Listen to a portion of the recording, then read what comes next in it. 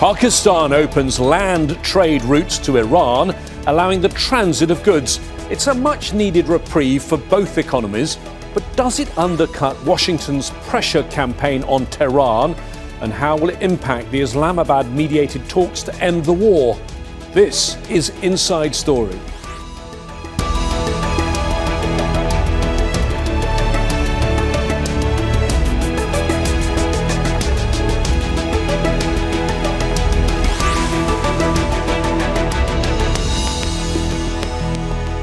Hello there, I'm James Bays. A tense ceasefire between the US and Iran is holding, but talks to end the war have stalled. Pakistan is trying to bring the two parties back to the negotiating table, and Iran has submitted a new proposal. Both sides are restricting traffic in the Strait of Hormuz and nearby waters, which has triggered a global economic crisis. Pakistan is among the countries worst hit. Now it's opening 6 land trade routes to facilitate the transfer of goods to Iran.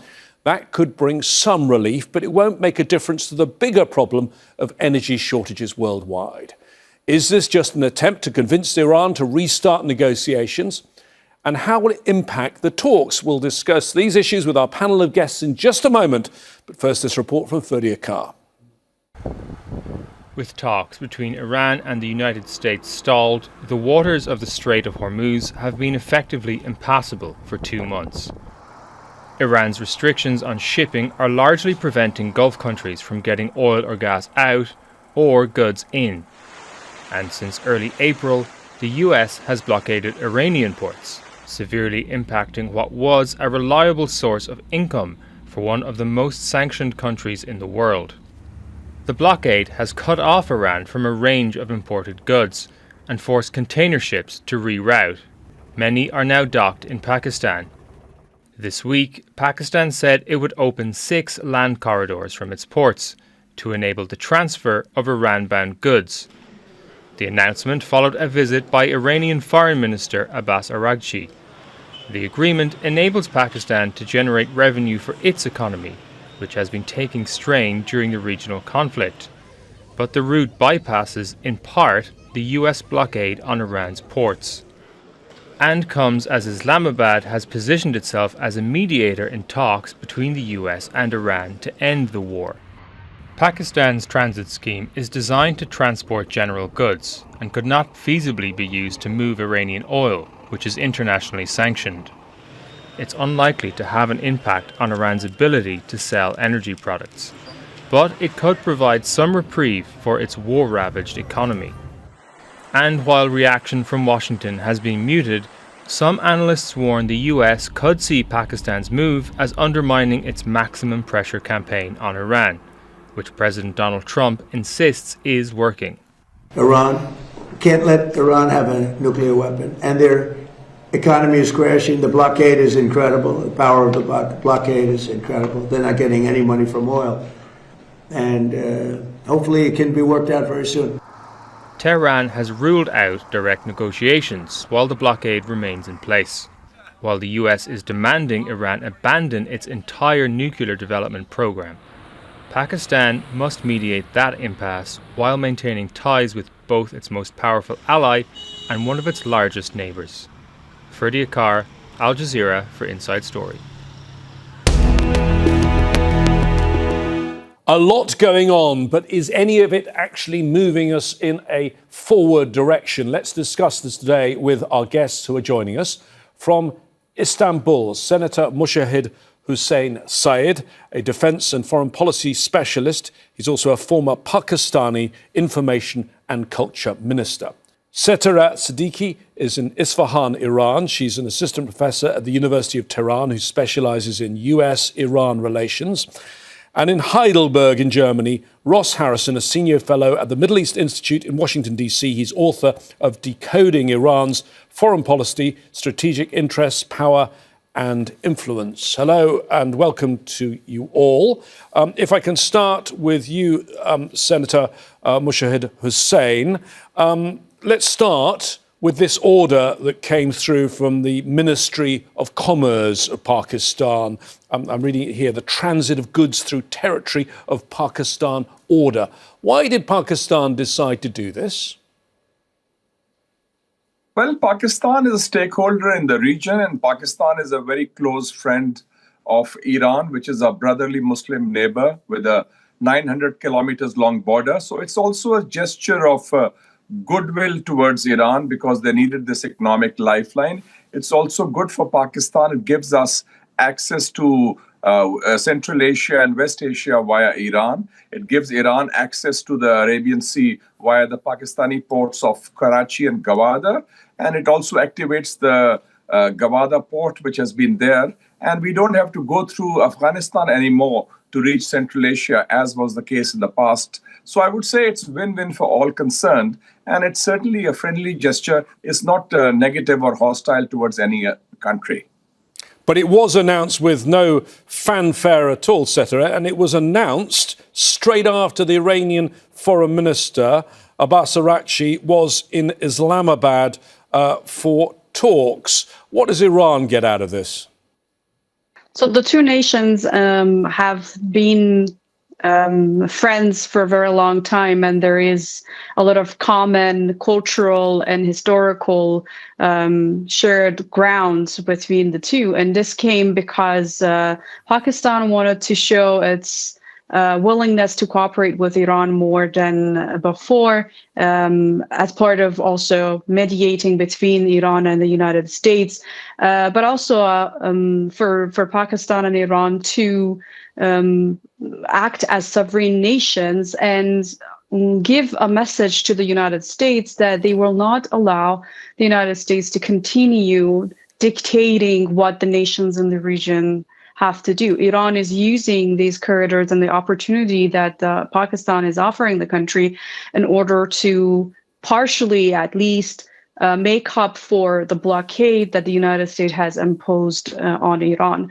And Iran has previously also worked with other nations in the region and outside to minimize the impact of the cruel sanctions that the United States have imposed on the nation. And I see this as another attempt between the two countries to build up more opportunities of bilateral relations that benefit the two nations, but also as a way to minimize the impact of sanctions and the blockade on Iran.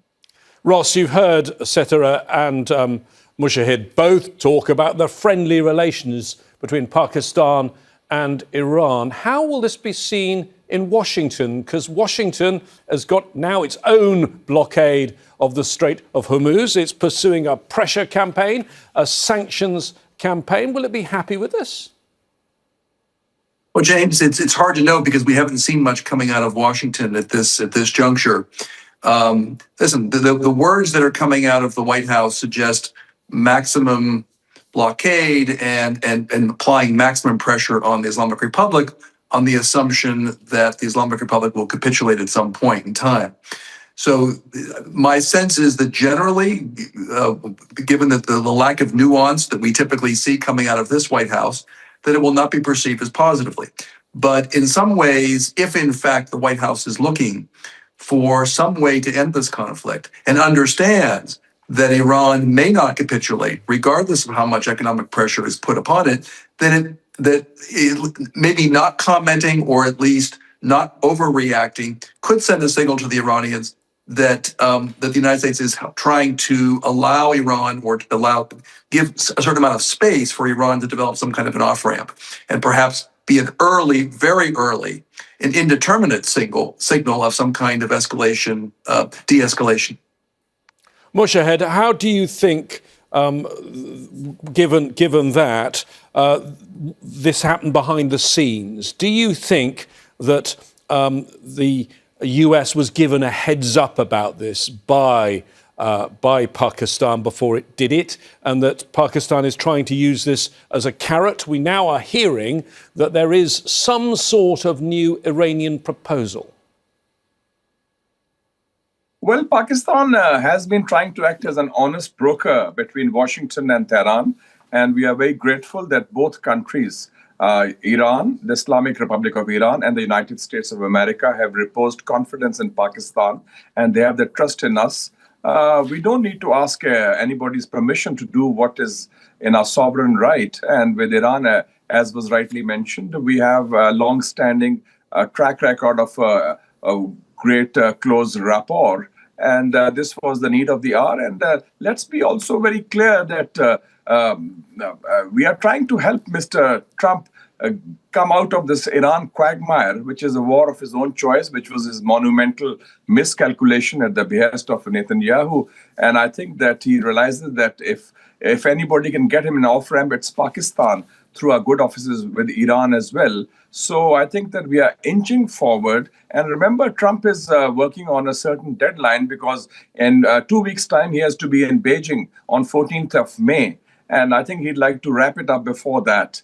And that's also a consideration. So given the regional context, given the ground realities, it's become an unwinnable war without end. And Pakistan is the only game in town for the negotiations. So I think that Pakistan has that kind of leverage, and Pakistan has used that leverage to a positive advantage. And it's a plus for peace, I would say, in the short term. Setara, this comes at a time, yes, we've heard that there might be some new Iranian proposal, but a time when we've had pretty tough talk still coming from both sides, including from where you are in Iran. The Supreme Leader, Mojtaba Khamenei, a written statement, we still haven't seen him. There are some still that doubt whether he's alive, but he has said that foreigners have no place in the region, and particularly in the Gulf, except at the bottom of its waters. Tough talking. Well, Iran has made it clear several times, and various officials have made it clear that Iran is not going to negotiate with the United States directly or indirectly at gunpoint, as long as there is a coercive rhetoric coming from Washington, and as long as Washington keeps thinking that by imposing a blockade or bombing Iranian territories, they can get Iran to come to the table, Iran will send the same message that this is not going to happen. When Iran and US decided to talk in Pakistan, Iran, as a goodwill gesture, opened the Strait of Hormuz, but soon, within a few hours, the conditions and the articles of the ceasefire were violated, and Iran imposed or restarted exercising its leverage over the Strait of Hormuz. So Iran continues to do that. And I think with what we have observed over the past almost 2 months, the war that Iran was imposed on Iran by the United States and the Israeli regime, the response got the entire region into this conflict. And it has become very clear that U.S. bases in the region do not shield the family monarchies in the region. On the other hand, they import more conflict and more chaos to the region. And it is to the benefit of the nations in the region to act as sovereign nations and be the only decision makers of what should happen in the Persian Gulf and in West Asia in general, rather than allowing a hegemon and imperialist power to dictate to them what to do and which countries to engage with. So the message is very clear. Iran is not going to negotiate at gunpoint, and Iran has made it clear that it will be costly for the United States to maintain its hegemonic presence in the region and bring about chaos and conflict to the regional countries. Ross, we have tough talk coming from Washington as well. Secretary Pete Hegseth heads what they call the administration, the Department of War. He said recently, we see ourselves as part of this negotiation as well. We negotiate with bombs. And we hear that President Trump has recently been presented with new military options for a short and powerful new wave of strikes. Why are they reconsidering opening the military campaign? Is it just because they don't have any other ideas? Well, I'm not sure it's so much the lack of ideas. I think at this point, they haven't given up on the basic set of assumptions about Iranian behavior and how Iran will respond. Remember, from the very, very beginning, the idea of this war is that it would last 4 or 5 days, and that Iran would either collapse or completely capitulate. And neither of those things have happened. And I think what we're seeing is basically the same approach, which is not necessarily to engage politically, not necessarily to negotiate, But when they do sit down and negotiate, apparently they're basically giving ultimatums. And I think one of the things that's important to remember, James, is that, like Karl von Clausewitz, the old Prussian strategist said, war is a continuation of politics by other means. And in many ways, in this administration, they've been following war is the elimination of politics by military means. So I think they're really trying to get the Iranians, keep pushing in some way to get the Iranians to capitulate and to get their whatever political objectives they have, whatever political objectives the U.S. has, achieve them through using only military means. And any kind of negotiations that would ensue from that would basically be some kind of capitulation or some kind of complete submission. And knowing a lot about Iran, that's unlikely to happen in any situation. Staying with you, though, Ross, the clock is ticking, is it not? We had the day pass, which was the 60th day under the War Powers Resolution of 1973, which is when they're supposed to get authorization from Congress. But the more important clock is the global economic clock and how it affects the US and the electoral clock. Yeah, of course. And I think one of the strategies the Iranians have followed is to try to put pressure on the United States, and particularly on Donald Trump, using the clock in the sense that the midterm elections are several months away, but any kind of damage, further damage to the U.S. economy or the global economy will have some kind of a hangover effect going into the midterm elections. And I think it's an attempt to get the voters that voted for this administration to put pressure and show dissatisfaction, and also to inflict enough pain on the global economy and on the U.S. allies in the region to act as a deterrent. That's one of the things I think this government in Iran has been very, very resolute about, which is that at the end of this war, unlike the war that took place in June of last year, at the end of this war, victory for Iran means survival of the regime and also reestablishing deterrence that they believe they had lost, so that there would be enough pain inflicted so that 6 months from now, 9 months from now, a year from now, this kind of attack won't happen again. So that is the framing, I think, going into this kind of a stalemate between the United States and Iran, and any kind of negotiation will be the need to reestablish deterrence will be Iran's bottom line, plus obviously the economic lifeline, some kind of economic lifeline, which the Pakistani move at least creates at least a modicum lifeline for the Islamic Republic, while this process of stalemate between the United States and Iran continues. Setara, does Iran think that it has time on its side in this? Because, of course, as long as this blockade goes on, Iran's economy is going to really suffer, and Iran's economy is already at rock bottom. Well, the clock is working in the favor of Iran, and Iran understands that, because even though this is an economic pressure on Iran, Iran has survived brutal sanctions, the like of which no other country has been subject to, and Iran has managed to bypass sanctions and establish workarounds to sell its oil or to sustain the economy despite the maximum pressure campaign from Washington. So Iran has learned its ways to bypass sanctions and minimize the impact of the maximum pressure on its economy. On the other side, it is the United States and the Trump's regime that is under immense pressure. We are already seeing conflict within the Washington regime. And as you said, there is also the Congress approval. Not that Trump has any respect for law or congressional authorization, and Pete Hegseth is already making up excuses that they won't even need the congressional approval. But because of the elections ahead and because of the economic pressure inside the United States, that where people are not really used to maximum pressure, Trump seems to be under more pressure than Iran on making a decision as soon as possible. For now, what we're seeing is that Iran,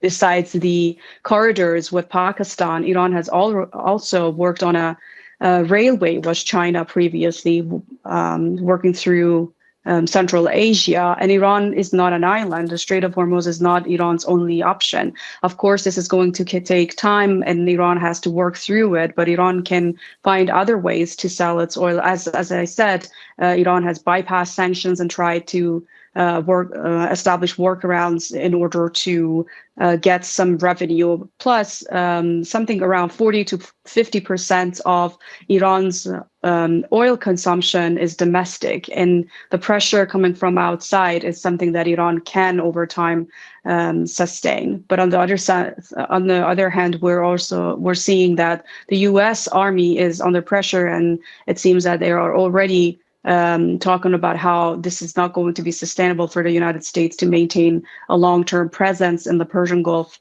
and continue with their airstrikes or the war campaign on Iran.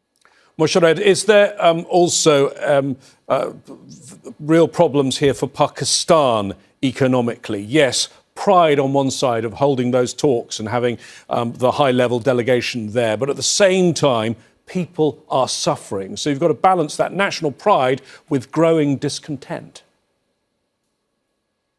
Well, that is, Pakistan is among several countries in the world which are suffering the consequences of this uncalled for US-Israeli aggression against Iran, which sparked off this global economic and energy crisis. So yes, we are suffering like the rest of the world, most of the world, and but we can take that.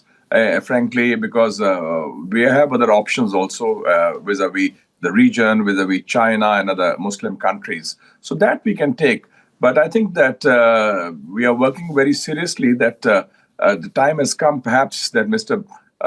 Trump, who should now lift the blockade. And I think once that is done, that is the core issue now, things would settle down. And I'm hearing some interesting proposals here also in Istanbul. I was meeting, there was this former Prime Minister of Turkey, Davutoglu. He was saying that perhaps there should be a consortium of some Muslim countries, which should be for the interim period taking control of the Strait of Hormuz, so that the international waterways opened up for freedom of navigation. And there are others also talking about that. But those who started the war, they have to take the first step, and that is to lift the blockade. And I think that'll get the ball rolling towards some sort of peace. Ross, we're of course dealing, a lot of this relates to one man, which is President Donald Trump, at least on the US side of things. And so I'd like to ask you about the element of time there, because he's not a man known for his patience.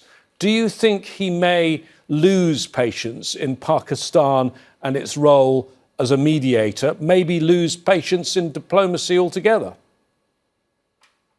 Well, I think he may, in fact, lose patience, and I think you've seen that to some degree. There was a diplomatic track that was open, and what the U.S. decided to do was, rather than try to create a pathway towards de-escalation, they've essentially chose escalation. Now, it's a form of passive kind of escalation, but the blockade is basically an act of war. So I think that he's losing patience, but I think he also is caught in what we call an escalation trap, in a way, that if he escalates, it's very difficult for him to achieve his objectives. He may inflict more damage. He may be able to take some control and create some strategic depth, but he's not necessarily going to be able to get Iran to capitulate. And if he de-escalates, then he runs the risk of being in a worse spot than he was before the war. Or the U.S. might be in a worse spot before the war, and unthinkable to Donald Trump would be getting some kind of a deal that is not significantly better than what Barack Obama had in 2015, what we call the Joint Comprehensive Plan of Action. So I think he's kind of caught he may be losing patience, but he's kind of caught in an escalation trap here. And the Iranians, too, are kind of caught in a way, but I think for them it's clearer, because they have clear political objectives, which is, as I mentioned earlier, which was survival of the regime and also recreating deterrence. So for them, escalating is in some ways less risky than de-escalating. If they de-escalate, then in their minds, they have now capitulated and they will have shown weakness, and that will be construed as weakness on the part of the Trump administration, and it will work against them in the negotiating at the negotiating table. So for them, I think it's important that they be able to de-escalate But at the same time, the United States is de-escalating. And that's where I think the sweet spot is here, James, is that if both parties signal to each other that they want to de-escalate, the U.S. doesn't necessarily send all the ships home, but loosens up on the blockade. Simultaneously, the Iranians open the strait, and then they can move to the negotiating table with both parties having a certain amount of strength and bargaining leverage. But where we are today, that does not seem to be the mindset of this president at this point in time. And whether facts will intervene and whether facts will penetrate the strategic logic of this administration is something that remains to be seen in the coming days and weeks. But at this moment, it's a very dangerous moment. Mushahid, do you share that view? And are there worries from Pakistan about keeping Trump in particular engaged? How much time does this Islamabad process have?